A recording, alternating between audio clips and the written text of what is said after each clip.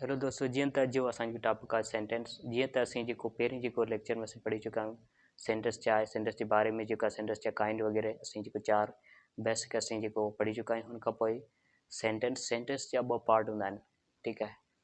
हिकिड़ो सेंटेंस जो पार्ट हूंदो सब्जेक्ट हूंदो आहे, ॿियो प्रेडिकेट। सेंटेंस जा पार्ट ॿ हूंदा आहिनि, हिकिड़ो सब्जेक्ट ॿियो प्रेडिकेट, ठीकु आहे। हाणे सब्जेक्ट छा आहे, प्रेडिकेट छा आहे, ठीकु आहे। सब्जेक्ट उनखे चवंदा आहिनि person or thing about which something is said, ठीकु आहे। हाणे सब्जेक्ट उनखे चइबो आहे जेको बराबरि असीं जीअं त नाउन पढ़े name of person place or thing, जेको पर्सन या थिंग जो जेको नालो हूंदो आहे त उनखे छा, उनखे सब्जेक्ट चइबो आहे, ठीकु आहे। त उनखां पोइ असां प्रेडिकेट पढ़ंदासीं, what is said about the person or thing denoted by the subject, ठीकु आहे। हाणे जेको प्रेडिकेट उनखे चवंदासीं जेको सब्जेक्ट जे बारे में जेको ॿुधाए वञे उनखे छा चइबो, प्रेडिकेट चइबो आहे। जेको पर्सन या थिंग जेको ज़ाहिर कनि, कंहिंखे सब्जेक्ट खे ज़ाहिर कनि, उनखे असां प्रेडिकेट चवंदा, ठीकु आहे। जीअं त एग्ज़ाम्पल असांखे मिलियल आहे, चयो मोनिका इज़ वॉचिंग मूवी। हाणे मोनिका छा आहे, मोनिका जेको सब्जेक्ट आहे, ठीकु आहे। इहो जेको पर्सन या थिंग जेकॾहिं हिते हूंदो त इहो सब्जेक्ट थींदो, ठीकु आहे। वॉचिंग मूवी, ठीकु आहे। हाणे इहो मोनिका जे बारे में जे ॻाल्हायूं भई इहो छा प्रेडिकेट थी वियो। उनखां पोइ लक्ष्य हैज़ गोन आउट, ठीकु आहे। हाणे लक्ष्य छा आहे, लक्ष्य सब्जेक्ट आहे, उनखां पोइ हैज़ गोन आउट त इहो छा आहे, इहो प्रेडिकेट आहे, ठीकु आहे। उनखां पोइ जेको असां प्रेडिकेट माना सेंटेंस, ठीकु आहे, सब्जेक्ट प्रेडिकेट, ठीकु आहे। हाणे जेको सब्जेक्ट जेकॾहिं हूंदा आहिनि इहो सिंगल वर्ड जे हूंदा आहिनि, इहो मल्टीपल वर्ड जो हूंदा आहिनि। पोइ इहो जेको प्रेडिकेट आहे इहो जेको सिंगल वर्ड जो हूंदो आहे ऐं मल्टीपल वर्ड ॿिन्ही जो हूंदो आहे, ठीकु आहे। उनखां पोइ सेंटेंस, ठीकु आहे। जीअं त इहो मिलियो सब्जेक्ट जेको सिंगल वर्ड जो आहे, सिंगल वर्ड जो सब्जेक्ट जॾहिं हूंदो न तॾहिं इहो प्रोनाउन हूंदो या नाउन या प्रोनाउन हूंदो।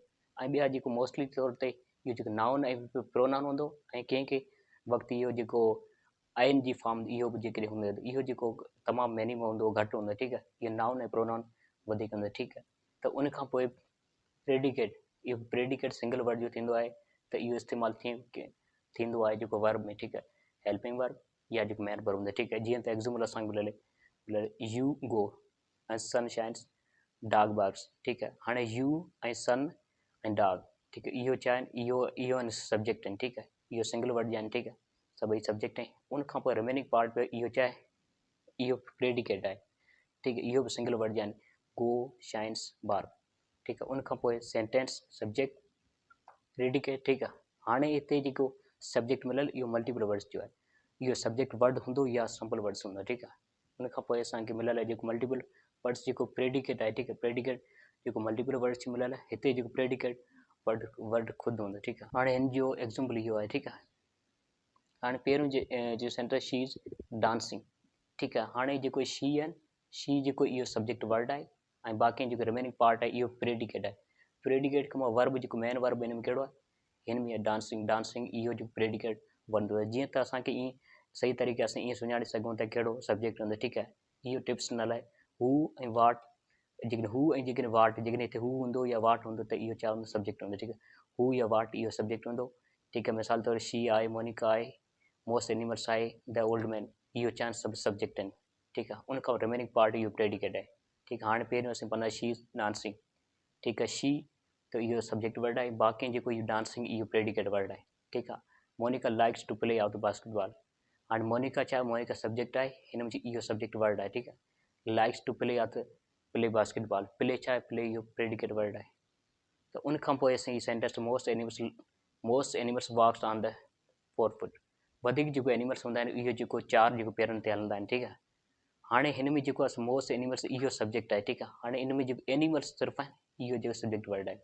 हाणे वॉक्स ऑन द जेको 4 फुट इहो जेको प्रेडिकेट आहे, बाक़ी वॉक्स जेको इहो वर्ब आहे इहो प्रेडिकेट वर्ड इनखे चइबो आहे, ठीकु आहे। उनखां पोइ the old man run very fast, हाणे इहो जेको द ओल्ड मैन इहो जेको सब्जेक्ट आहे, ठीकु आहे। उनखां पोइ ओल्ड मैन सिर्फ़ु इहो जेको सब्जेक्ट वर्ड आहे, रन वेरी फास्ट, ठीकु आहे। हाणे इहो जेको रिमेनिंग पार्ट टोटल इहो प्रेडिकेट आहे, बाक़ी इहो जो सिर्फ़ु रन आहे इहो प्रेडिकेट वर्ड हूंदो, ठीकु आहे। हाणे जीअं त असीं अॻु में इहो असीं पढ़ी चुका आहियूं त जेको सब्जेक्ट हमेशह जेको पहिरें हूंदो उनखां पोइ प्रेडिकेट ईंदो, ठीकु आहे। सब्जेक्ट पहिरें हूंदो उनखां पोइ प्रेडिकेट ईंदो, ठीकु आहे। थोरा केस अहिड़ा हूंदा आहिनि उनमें जेको प्रेडिकेट पहिरें हूंदो पोइ सब्जेक्ट ईंदो, ठीकु आहे। इहो जेको आइन जी फॉर्म हूंदो, ठीकु आहे। हाणे इहो साॻी लिखियल आहे, mostly in sentence the subject comes first, but occasionally subject can be of the put after the predicate, ठीक है।